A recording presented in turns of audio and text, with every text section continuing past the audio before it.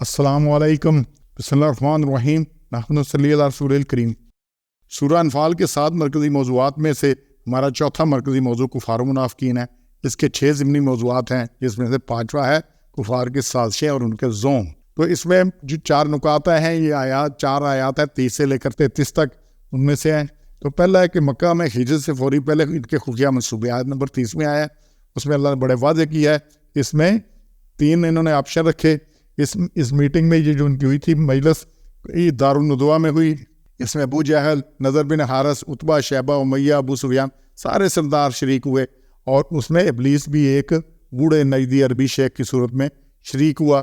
اس meeting میں مختلف جو یہاں پہ اس آیت میں ذکر ہوا ہے کہ تجاویز آئیں کہ جی آپ کو قید کر دیا جائے۔ جب آیا تو ابلیس نے کہا باقیوں کے بھی آپ کے ساتھی اتنے وفادار ہیں اور انہوں نے آپ کو چھڑوا لینا ہے، تو یہ سلسلہ چلنا نہیں۔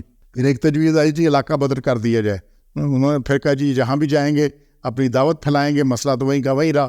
تو پھر آخر میں انہوں نے اس چیز پہ متفق ہوئے کہ آپ کو قتل کر دیا جائے، بات ہی ختم ہو۔ اور پھر قتل بھی کیسے کرنا ہے کہ قریش کے تمام قبائل میں سے لیے جائیں بندے، ہر قبیلہ ایک ایک بندہ دے اور سب مل کے آپ کو قتل کرے۔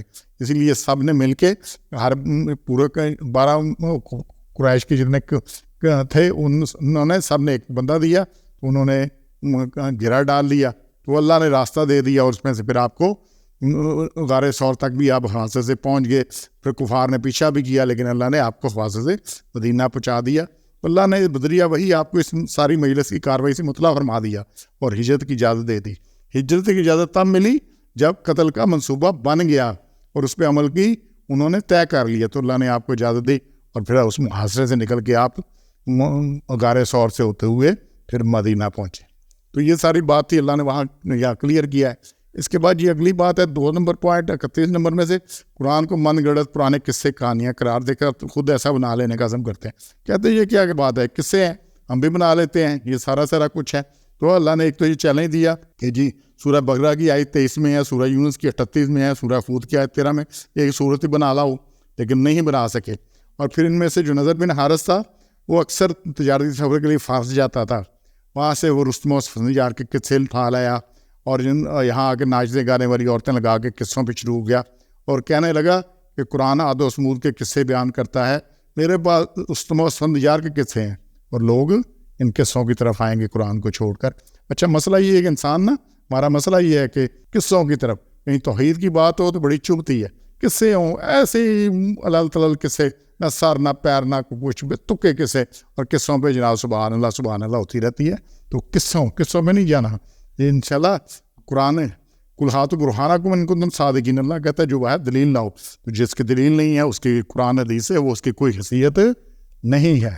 اس کے قصے کے بعد 31 نمبر آیت میں آیا، 30 نمبر آئی ہے پتھروں کی بارش اور عذاب، دردناک عذاب کی فرمائش۔ 32 نمبر آیت کو دیکھیے گا، یہ بات ابو جہل نے مسلمانوں کو سنا کر تزن کہی تھی کہ اگر ہم مسلمانوں کو اتنی تکلیفیں دے رہے ہیں، جو کچھ کر سکتے کر دیتے ہیں، زندگی دوبر کی ہوئی ہے، جینا حرام کیا ہوا ہے، اگر یہ سچے ہیں تو اب تک آسمان سے عذاب نازل کیوں نہیں ہوا؟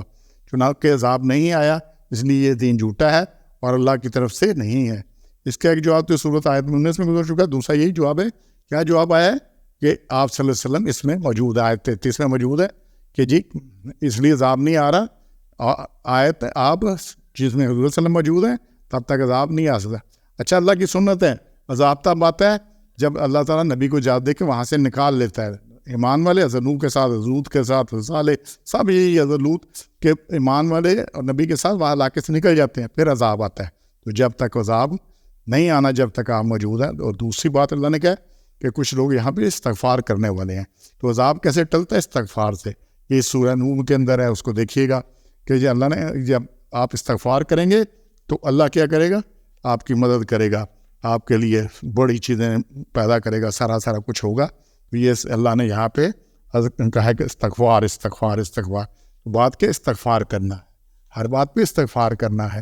تو اس میں سورہ نوح میں جو ہے کہ اگر استغفار کرو گے تو آسمان سے تمہارے لیے بارش برسائے گا اور بڑھا دے گا، تمہارے مال اور بیٹوں سے بنائے گا تمہارے لیے باغ اور تمہارے لیے نہریں۔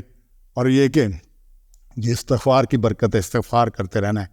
تو جتنی بھی غلطیاں انسان کمی کوتاہی پہ ہو جاتی ہے، اس پہ کیا ہے؟ استغفار کرنا ہے، جس پہ جتنی بھی بات ہے اس پہ استغفار ہے. سبحان ربک رب العزت عما یصفون والسلام علی المرسلین والحمد للہ رب العالمین.